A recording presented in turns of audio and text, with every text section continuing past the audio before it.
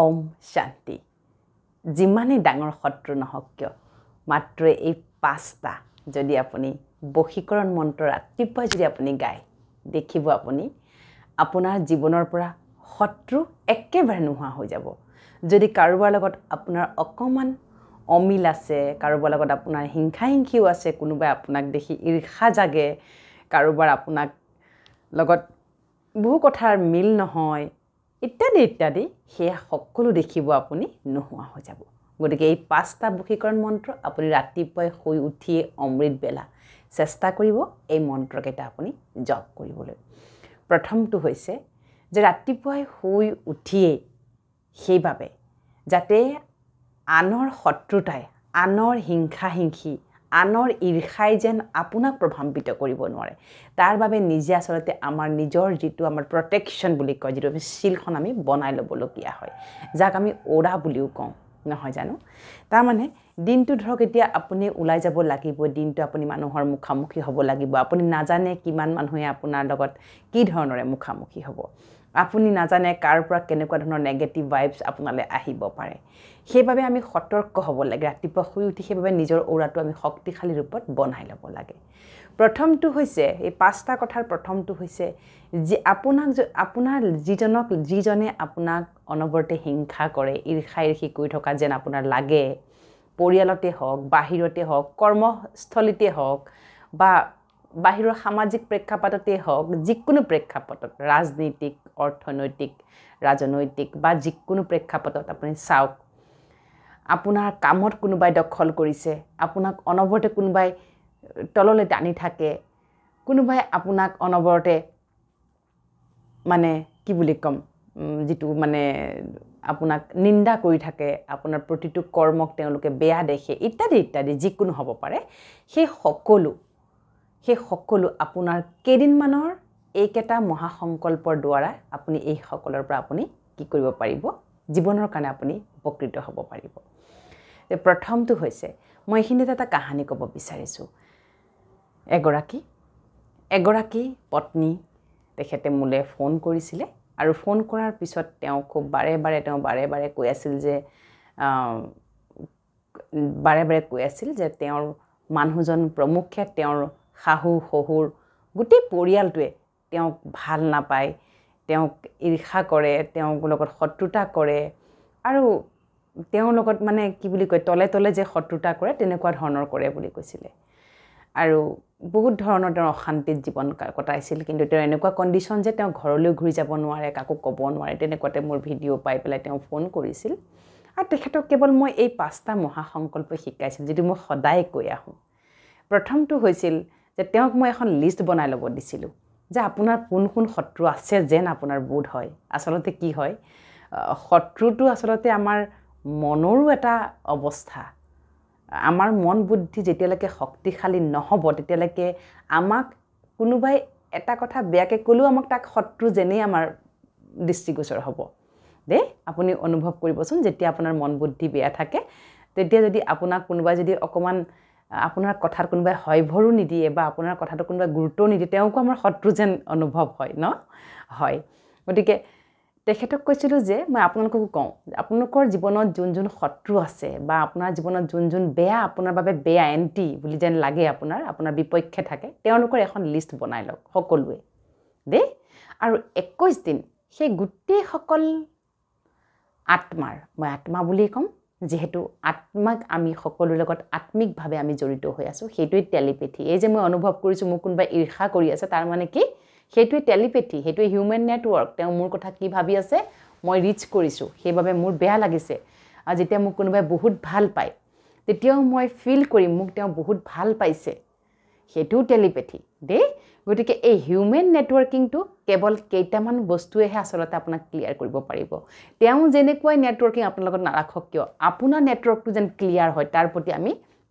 সতৰ্ক হ'ব লাগিব মোবাইলত যেতিয়া 3টা খুঁটা 4টা খুঁটা 5টা খুঁটা ক্লিয়াৰ থাকে আমাৰ কেনেকুৱা লাগে বা ফুল নেটৱৰ্ক আছে বঢ়িয়া এইখিনি স্থান বঢ়িয়া আৰু যেতিয়া ডিপিংকৈ এটাকে কমি আহি থাকে আমাৰ দুটামান থাকিলে কি লাগে বুটিং কৰি থাকে মানে এনেকুৱা লাগে যে নাই নেটৱৰ্কটো ভালকৈ পোৱা নাই ঠিক একেদৰে হিউমেন নেটৱৰ্কিং যিটো আমাৰ যিটো আত্মিক সম্বন্ধ সোল টু সোল যেটো কানেকশ্যন যেটো আমাৰ টেলিপেথি সেইটো গ্ৰ' কৰিব লাগিব আৰু সেইটো যেতিয়ালৈকে আপুনি মেডিটেশ্যন নকৰে তেতিয়ালৈকে আপোনাৰ গ্ৰ' নহ'ব ভেৰি ভেৰি ইম্পৰ্টেণ্ট সেইকাৰণে মানুহৰ আজিকালি ইনটিউশ্যন কেপাচিটিটো নোহোৱা হৈ গৈছে ইনটিউশ্যন মানে কি মই এবাৰ কৈছিলোঁ ইনটিউশ্যন মানে tuition master cheating behind inside you তাৰ মানে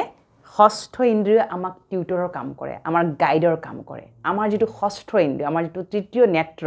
সেই তৃতীয় নেত্ৰটোৱে আমাক গাইডৰ কাম কৰে মেডিটেশ্যন আপোনাক তৃতীয় নেত্ৰটো আপোনাক জাগ্ৰত কৰি দিব মেডিটেশ্যনৰ বেনিফিট কে মই আগতেও কৈ থৈছোঁ কি হ'ব পাৰে আপোনাৰ তৃতীয় নেত্ৰক জাগ্ৰত কৰিব আপোনাৰ তৃতীয় নেত্ৰ জাগ্ৰত হোৱাৰ লগে লগে আপুনি যেতিয়া এজন ব্যক্তিক বহুত দূৰৰ পৰা দেখা পায়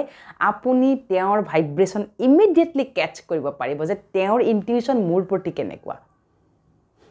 সেইভাবে মেডিটেশ্যন কৰিব লাগে মেডিটেশ্যন ধ্যান তপস্যাই কি কৰে আমাৰ তৃতীয় নেত্ৰক আমাক একদম 100% জাগ্ৰত কৰি দিয়ে তেতিয়া আপোনাৰ ইনটিউশ্যন কেপাচিটিটো খুব বেছি হ'ব আপুনি মানুহক দেখাৰ লগে লগে তাৰ মানে মানুহে বুলি ক'লে আপুনি দুনিয়া দেখা পাব যে অসমীয়াত যে কয় যে মই তাৰ মুখ ফালতেই মই গম পাইছোঁ তাৰ কি আছে গৰ্ভত এনেকৈ যে কয় কথাৰ প্ৰসংগত নহয় জানো যেনেকৈ শ্ৰীকৃষ্ণই বুলি কোৱাৰ লগে লগে মাকে ব্ৰহ্মাণ্ড দেখা পাইছিল মুখত ঠিক একেদৰে আপুনি যদি তপস্বী হয় আপুনি যদি ধ্যানী হয় আপুনি যদি মেডিটেশ্যন কৰে মেডিটেশ্যন ইটসেল্ফ এন ইংলিছ ৱৰ্ড আচলতে এইটো ইংলিছ ৱৰ্ড হয় কিন্তু তাৰ অসমীয়া ভাৱাৰ্থ হৈছে ধ্যান তপস্যা কাৰ ভাল নালাগে কওকচোন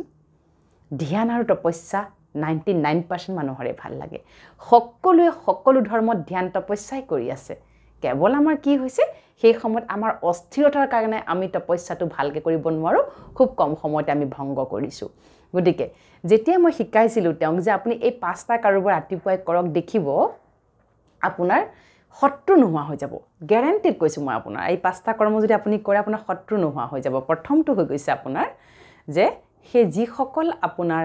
শত্ৰু যেন আপোনাৰ লাগে আপোনাৰ এন্টি যেন লাগে আপোনাৰ লগত নিমিলে আপোনাক অনবৰতে ঈৰ্ষা কৰে আপোনাক জ্বলে আপোনাক খুচি হানি থাকে পৰিয়ালত হওক যদি নক এখন লিষ্ট বনাই লওক আৰু প্ৰত্যেকজন ব্যক্তিক আপুনি 21 দিনকৈ আপোনাৰ ভাইব্ৰেচন দিব লাগিব গতিকে ভাইব্ৰেচন কেনেকৈ দিয়ে সেইটো এটা প্ৰসেস ভাইব্ৰেচন কেনেকৈ দিয়ে জানেনে ভাইব্ৰেচন দিবলৈ হলে সেইভাবে আকৌ কওঁ তপস্যী হ'ব লাগিব যিমান আপুনি মেডিটেশ্যন কৰিব আপুনি সিমানেই ভিতৰি ক্লিয়াৰ হ'ব সাফা হ'ব ক্লিনজিং প্ৰসেস আকৌ কম মেডিটেশ্যন ইটসেল্ফ এ ক্লিনজিং প্ৰসেস ক্লিন কৰিব কি ক্লিন কৰিব মন বুদ্ধি ক্লিন কৰিব মন বুদ্ধি থকা মলিনতাবিলাক আঁতৰাব আনে মোক বেয়া পায় সেইটো মলিনতা নহয় আনে মোক বেয়া পায় কাৰণে ময়ো তেওঁক বেয়া পাই আছোঁ সেইটো মোৰ মলিনতা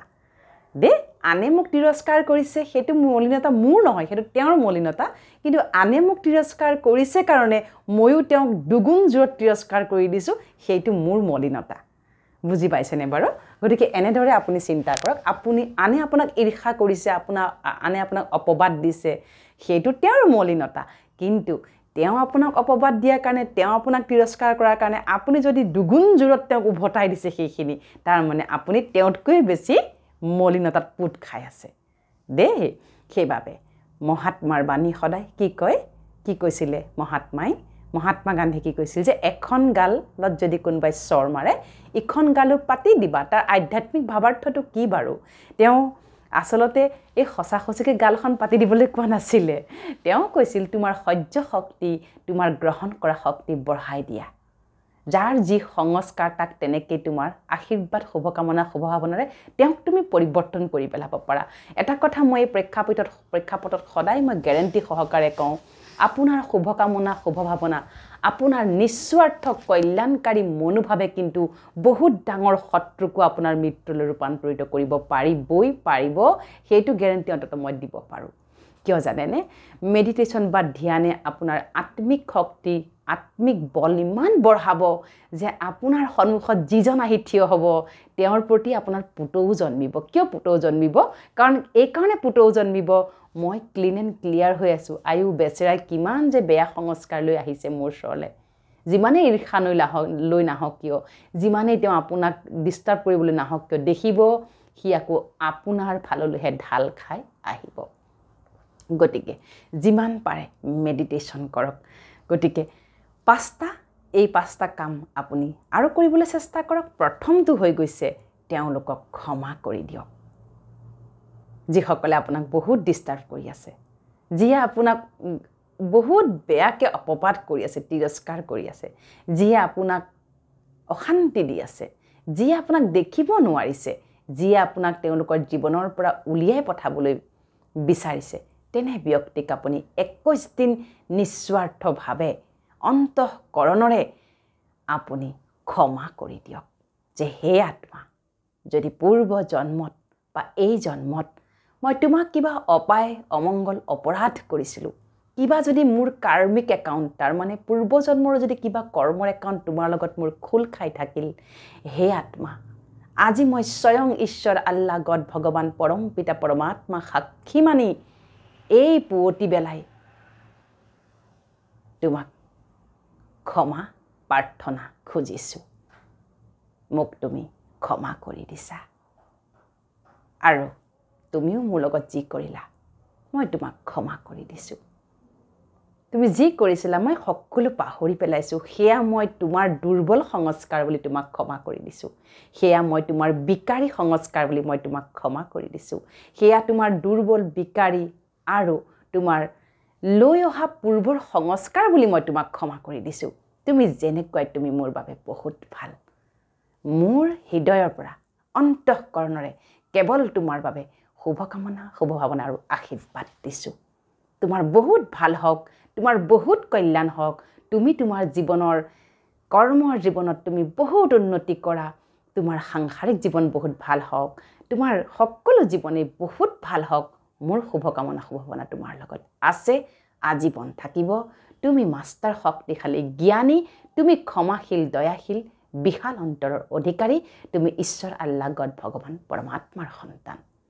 কিন্তু এটা কথা এইখিনিতে দুটা কণ্ডিশ্যন আছে, কিন্তু এইখিনি কওঁতে এইখিনি যদি আপুনি ৰাতিপুৱা 3 বাজিৰ পৰা 3:30 বাজিৰ ভিতৰত কয়, তেতিয়াহে কিন্তু আপোনাৰ ছেটেলমেণ্টটো হ'ব। কিয় জানেনে? এইখিনিতে কওঁ প্ৰেক্টিকেলি কি হয়, যদি কেনেবাকৈ আপুনি আপোনাৰ মনটো ফুল কনচিয়াছ হৈ গ'ল, ফৰ এক্সাম্পল আপুনি পূৰা সাৰ পাই গ'ল, পূৰা সাৰ পাই যোৱাৰ পিছত এইখিনি কথা ক'লে আপুনি আংশিকহে ৰিজাল্ট পাব, 20 to 30% আপুনি ৰিজাল্ট পাব। আৰু যদি আপুনি 3 বাজিত খকমককৈ সাৰ পাই পেলাই যদি সেই ব্যক্তিসকলক ইমিডিয়েট ৰিকল কৰি পেলাই যদি আপুনি এইখিনি কথা কয়, আপুনি কিন্তু 60 to 70% ফল আপুনি 9 দিনতে পাই যাব। মেজিক হৈ যাব, যাদু হৈ যাব। কিয় জানেনে? যেতিয়া আমাৰ মন যেতিয়া অকণমান চিলমিলকৈ থাকে, অকণমান খকমকনিত থাকে, অকণমান ছাবকনচিয়াছ হৈ থাকে, অকণমান টোপনি থকা অৱস্থাত থাকে, তেতিয়া আপুনি যি সংকল্প ল'ব, তেতিয়া ছাবকনচিয়াছে তাক ৰেকৰ্ড কৰি পেলাব। আপুনি নজনাকৈ আপুনি কি কৈ আছে ইমানো আপোনাৰ মনত নাথাকিব, কিন্তু ছাবকনচিয়াছ স্থিতিটোত আপোনাৰ ৰেকৰ্ড হৈ যাব। আৰু যেতিয়া মনে আৰু বুদ্ধিয়ে তাক ৰেকৰ্ড কৰিব, সি আপোনাক পিছত ট্ৰিগাৰৰ দৰে কাম কৰিব লাহে লাহে। এইখিনি কৰোঁতে কিন্তু আপুনি 3 দিনমানলৈ একোৱেই পৰিৱৰ্তন নাপাব, আপোনাৰ একোৱেই ঠিক নহ'ব, একোৱেই নহ'ব। কিন্তু 3 দিনৰ পিছত আপোনাৰ 2% 4%কৈ আপোনাৰ আংশিক আপুনি পৰিৱৰ্তন অনুভৱ কৰিবলৈ আৰম্ভ কৰি দিব।